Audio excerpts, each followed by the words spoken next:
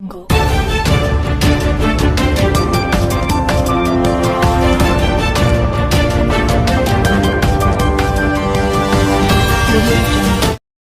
Times of Gujarat ન્યૂઝમાં આપનું હાર્દિક સ્વાગત છે।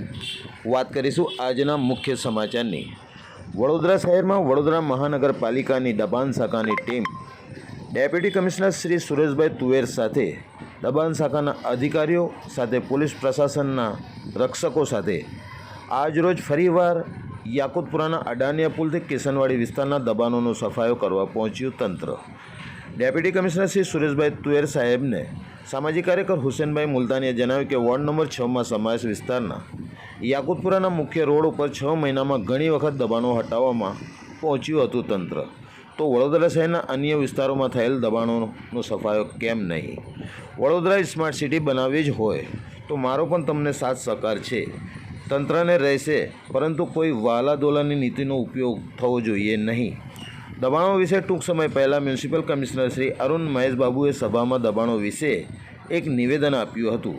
જો વડોદરા શહેરના દબાણોનો સફાયો કરવો જ હોય તો કોઈપણ કોર્પોરેટર કે એમએલએ કે અધિકારીઓના ફોન કરવા ના જોઈએ, દબાણોનો સફાયો કરતાં રોકવા ના જોઈએ। તો ડેપ્યુટી કમિશનર શ્રી સુરેશભાઈ તુવેર સાહેબને પણ સામાજિક કાર્યકર હુસેનભાઈ મુલતાનીએ ધ્યાન દોર્યું કે જુબેલીબાગ તેમજ કાલુપુરાથી અડાનિયા પુલ સુધીનો ટ્રાન્સપોર્ટ ઓફિસો ખુલેલી છે, જેમાં લોડિંગ વાહનો દ્વારા રસ્તાઓ પર ચક્કાજામ થાય છે। ફોર વ્હીલર ગાડીઓની એસેસરીઝની દુકાનો પાસે આવેલ મુખ્ય રસ્તાઓ પર એસેસરીઝ લગાવવા આવતી ગાડીઓથી રસ્તાઓનો જામ થાય છે। તો આના ઉપર અને વારસિયા વિસ્તારના વારસિયાના મુખ્ય રોડ પર થયેલા દબાણો વિશે તાત્કાલિક કાર્યવાહી ખરેખર કરવી જોઈએ, જે પ્રજાના હિત માટે છે। રિપોર્ટ કનુભાઈ પાસવાન, વડોદરા, ગુજરાત।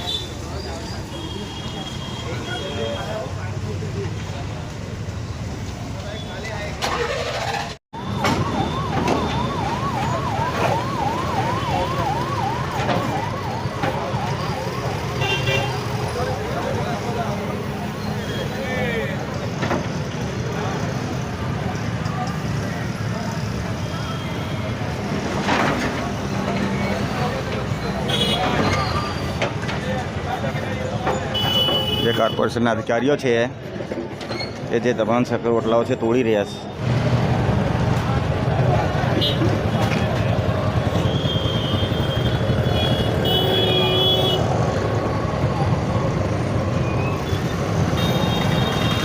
રીતે આજે પીબી દ્વારા કામ કરવામાં આવી રહી છે। હાલ તમે જોઈ શકો છો કે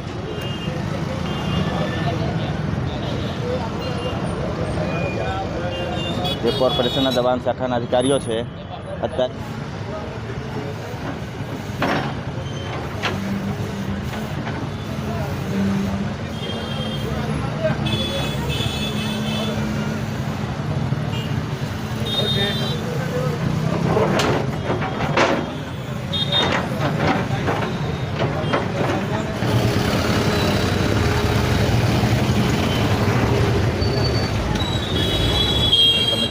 અત્યારે જેવી રીતે દબાણ જે કામગીરી છે અત્યારે ચાલી રહી છે।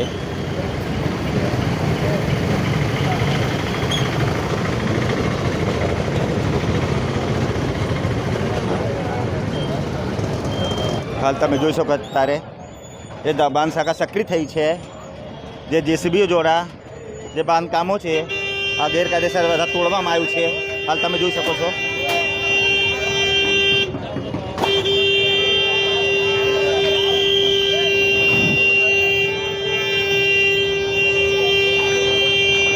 કોર્પોરેશનના જે અધિકારીઓ છે હાલ કામગીરી કરી રહ્યા છે અને કોર્પોરેશન છે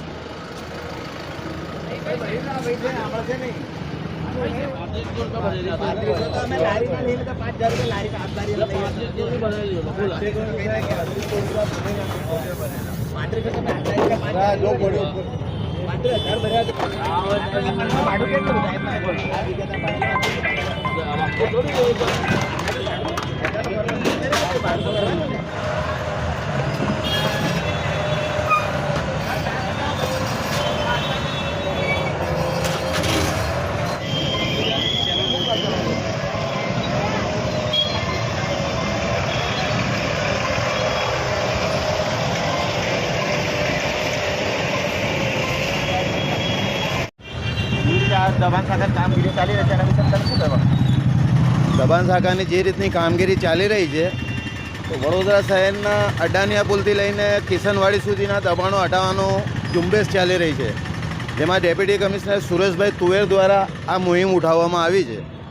પરંતુ મારે દબાણ શાખાની ટીમ, દબાણ શાખાના અધિકારીઓ તથા સરકારને તથા મ્યુનિસિપલ કમિશનર સાહેબને એટલું જ જણાવવાનું કે વારે ઘડીએ ખાલી અડાનિયા પુલથી કિશનવાડી વચ્ચેના જ તમને દબાણો દેખાવામાં આવે છે.